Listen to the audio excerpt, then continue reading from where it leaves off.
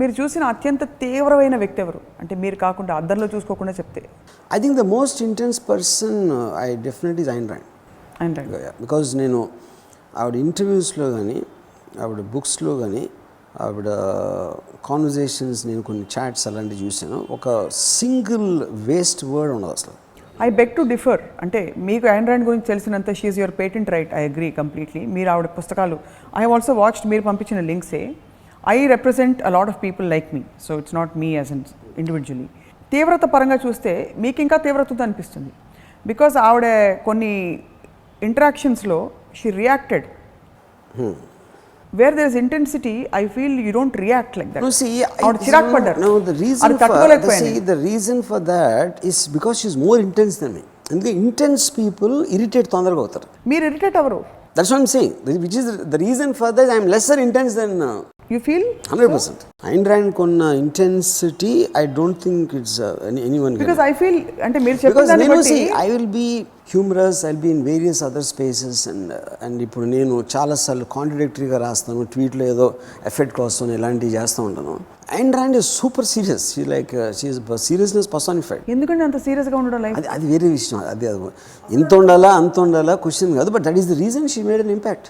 ఇప్పుడు Russian immigrant 19 years అప్పుడు English రాకుండా అమెరికా వచ్చి if she road 2 books which are the biggest best sellers after the Bible in the world and we are discussing her 40 years after her death.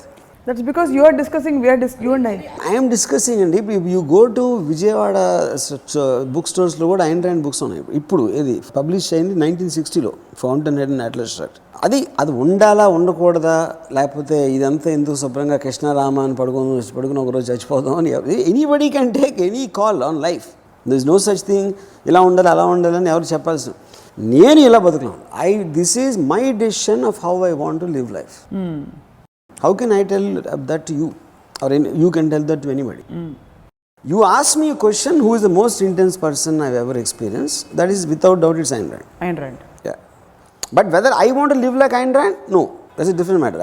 I'm giving the definition of intensity. Is it incapacity or? Intensity is nothing but how seriously you take life. How seriously you take everything about life. Chala mandi nenu seeku తీసుకున్నాను. ఇంకా అప్పుడు degrees అది. You might be taking some issues very seriously about what's happening to some women rights abuse as in the garb of a reporter, which I might not take. Maybe correct me if I'm wrong. Ikkada objectivism lo, where does seriousness comes in? You can feel intensely objective about something, but you don't react and you don't get involved, engaged in it kada. Dentlo any theory of objectivism, when you look at things objectively, ఇది success ఇది failure, ఇది ఎందుకు వచ్చింది ఇది ఎందుకు రాలేదు అని బేరీజ్ వేసుకునే సమయంలో మీ తీవ్రత ఎక్కడ ఉంటుంది? మీరు అనలైజ్ బాగా చేయొచ్చు. No. See, objectively and objective, there are two different words. Objective అనేది ఒక నేను నా గోల్ ఇది అనే దాంట్లో objective అని కూడా వస్తుంది. Objectively అనేది జూమ్ అవుట్లో చూస్తున్నారు. దీనికి వెళ్ళకుండా ఒక న్యూట్రల్ పొజిషన్ నుంచి అబ్జర్వ్ చేయడం. అవును. ఇంటెన్సిటీ అనేది ఆబ్జెక్టివ్లో ఉండదు అసలు. ఇంటెన్సిటీ అనేది by definition is very focused. అదే కదా, that's what. Yeah. But you are very objective by nature, and how can you be intense at the same time? I think intensity for me is like an arrow. మీరు గురి చూసినప్పుడు objective, దాన్ని లాగి కొట్టినప్పుడు that is intensity. So ఆ ఇంటెన్సిటీని కూడా మీరు stir చేస్తారు, మెనూవర్ చేస్తారు. 100%. You don't get drowned. No, yeah. See, if you don't use intelligence to lace your passion or intensity, it doesn't have any meaning. That's the point I'm trying to arrive at. So intensity అనేది నదిలా ప్రవహిస్తున్న జీవితంలో కొట్టుకుపోవడం కాదు. It's like an arrow. It is గ్లాస్లో కావాల్సింది పోసుకుని straw పెట్టి తాగడం. Yeah. Correct. That is like I like Nietzsche's line. Suck at the breath of light. So for all those living less intensely, who take life like a jolly ride, who are very happy, blissfully happy in their own space, ఎక్కువ ఎదగాలన్న పెద్ద కాంక్షలు లేవు. నా సోచతి నా కాంక్షతి. సిద్ధ పురుషుల గురించి పెద్ద వాళ్ళ గురించి యోగుల గురించి చెప్పారు. That you don't desire. అంటే you desire to the point of having it as a desire, but you don't go after it so desperately. వాళ్ళకి ఏం చెప్తారు మీరు? వాళ్ళకి చెప్పిన అర్థం కాదు. ఓహో, వెల్ సెడ్. చెప్తే అర్థం కాని చెప్పకపోవడం బెటర్. ఈ లెక్కన మీరు చాలా తీవ్రంగా ప్రేమించి ఉండాలి. ప్రేమించినప్పుడు yes I did. అంటే ఎలా ఫీల్ అవుతారు? Can you describe that feeling? ప్రేమలో ఉన్నప్పుడు అంటే పొద్దున్న లేవగానే వాళ్ళే గుర్తొస్తారు, అలా ఉంటుంది? yes I think what is being consumed by or see, like I'll tell you my memories of things like ఇప్పుడు ఫస్ట్ టైం నేను కాలనీలో తను ఉన్న ఆ కాలనీలో ఎంటర్ అవుతా ఉంటే ఐ యూస్ టు ఫీల్ ఒక నారా ఆల్మోస్ట్ ఒక ఫీవర్ వచ్చేసిన ఫీలింగ్ ఉండేది no and to look at our house ఒక కొండపై నుంచి ఆ ఇల్లు చూసి అండ్ ఫస్ట్ లవా? Yeah this is first love. But the first love feeling I had multiple times, so it is so many first. Yeah. And ఒకసారి నేను కాలేజ్లో ఉన్నప్పుడు ఒక అమ్మాయి కార్లో వచ్చింది. ఆ కార్ ఇప్పటికి నాకు గుర్తుంది, ఆ కార్ నంబర్ గుర్తుంది, ఆ కార్ ఒక సైడ్ కొంచెం పెయింట్ పేలిపోయి అది గుర్తుంది. తన డ్రైవర్ గుర్తున్నాడు, driver face I remember him since 30 years. So that's what I think, that is what intensity is about.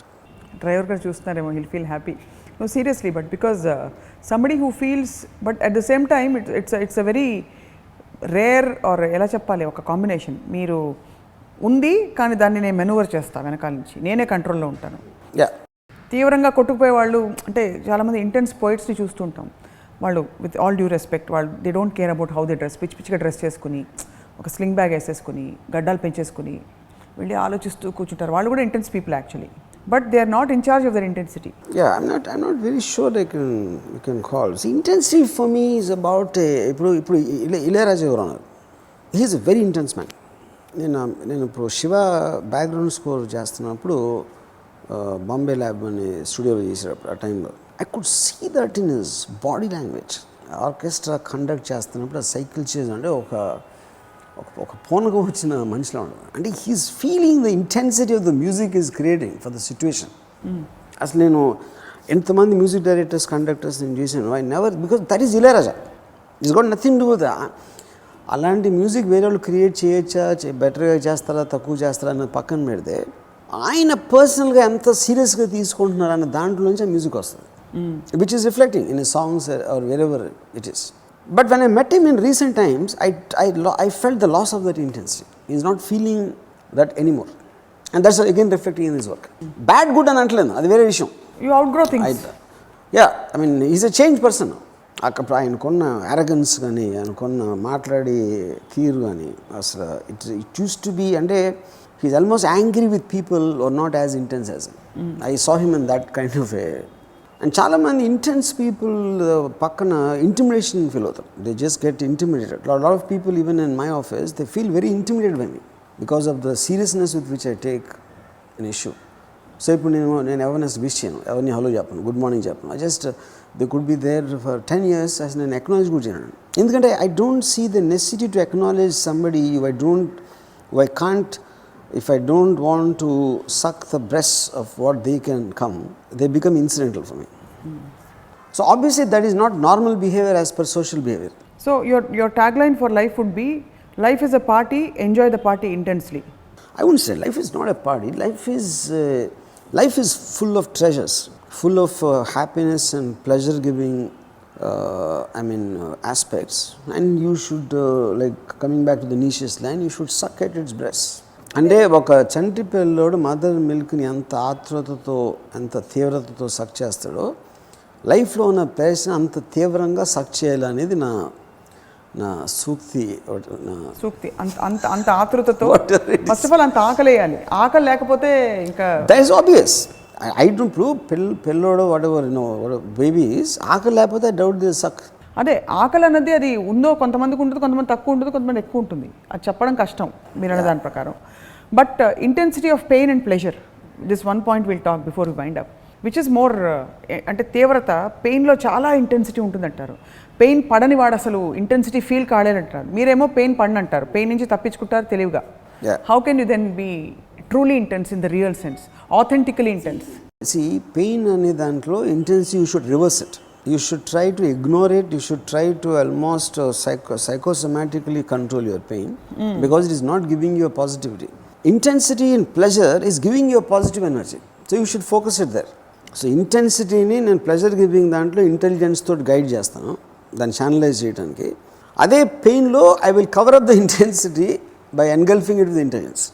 So ఇవాళ అర్థమైంది ఏంటంటే intensity if it's not interlaced with intelligence, ఇప్పుడు ఐసిస్ తీవ్రవాదులకు కూడా intensity ఉంటుంది 100%, but it's not interlaced with terrorists will have the maximum intensity because anybody who's wanting to take away, go anti whatever is acceptable, they have no choice but to be, for example, Osama bin Laden, నేను George Bush, Australian prime minister and Osama bin Laden back to back 3 bites చూసాను ఒక particular టైంలో. అంటే Bali bombings జరిగినప్పుడు George Bush అంటే అదో you're with us against us, we want him dead or alive అలా మాట్లాడుతున్నాడు.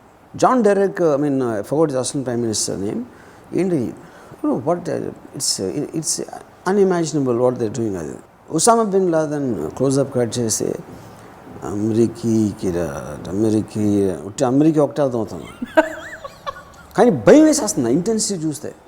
ఇప్పుడు ఎందుకంటే ఒసామా బిన్ లాదెన్ అని వాడు క్రియేట్ చేశాడు అల్-ఖైదాని.